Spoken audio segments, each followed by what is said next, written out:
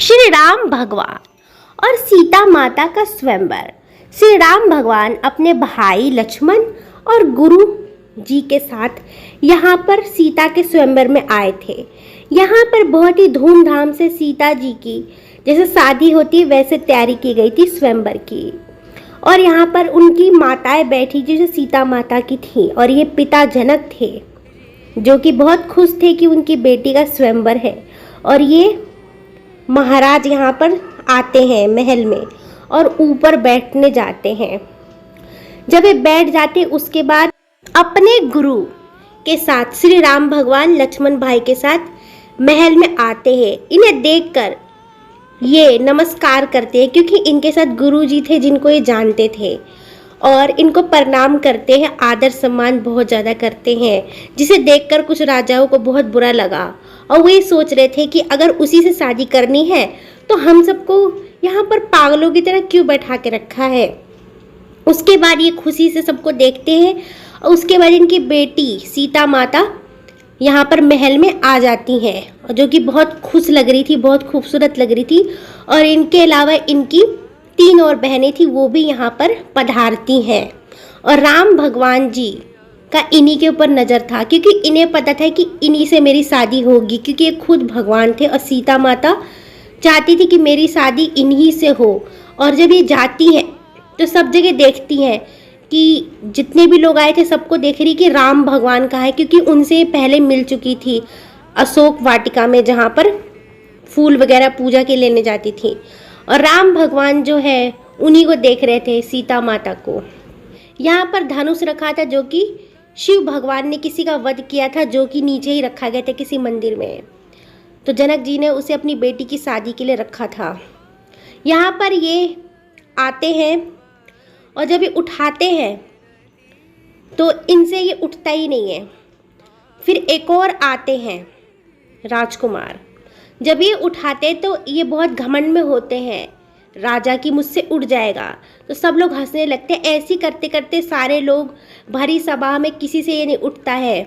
उसके बाद सीता माता को कोई मतलब नहीं था क्योंकि वो तो राम जी के चक्कर में थी, इस वजह से। और यहाँ पर उनके माँ बाप बहुत ज़्यादा गुस्सा हो जाते, उदास हो जाते कि लग रहा हमारी बेटी की शादी नहीं होगी।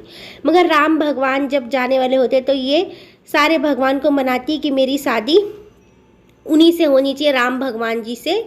और वो भगवान से कहती हैं और गजानन भगवान से भी कहती है।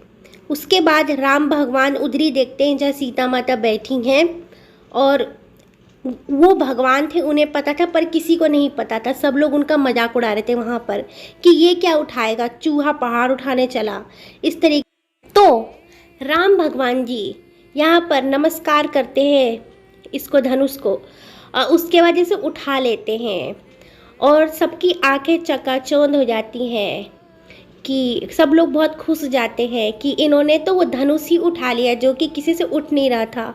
और उठाया तो उठाया, उस धनुष को ही राम भगवान ने तोड़ दिया, जिससे कि वहाँ के सारे लोगों को धक्का लग जाता है। जितने भी राजा महाराजा वहाँ पे दानव आए थे वो सब चौंक जाते हैं कि इसने, राम ने ये धनुष कैसे तोड़ा। और सब बजाए जा रहे थे, उनकी बहनें वगैरह बहुत खुश थीं, जितनी भी थीं उनके घर के लोग, और सारी बहनें खुश थीं। और यहाँ पर लक्ष्मण जी भी बहुत ज़्यादा खुश हैं। अब यहाँ पर सीता जी का तय हो गया था किससे शादी होगी, तो यहाँ पर इनकी बहनें गाना गा रही है कि वरमाला पहनाओ, गाना चल रहा था यहाँ पे श्री राम भगवान को, अब तो वरमाला पहना दो। और धीरे धीरे वो उनकी तरफ बढ़ती हैं, श्री राम भगवान की तरफ शर्माते हुए, और उनकी बहनें भी वहाँ पे जाती हैं। और यहाँ पर सीता माता अपने होने वाले पति को वरमाला पहना देती है और राम भगवान बहुत ज़्यादा खुश होते हैं क्योंकि इन्हें पता है कि ये लक्ष्मी माता भगवान है और ये इनका पैर छूती हैं। उसके बाद परशुराम भगवान आ जाते हैं तुरंत ऊपर से नीचे उतरकर, और वो सोचते हैं कि ये किसने गुस्ताखी की जो कि शंकर भगवान का धनुष तोड़ डाला।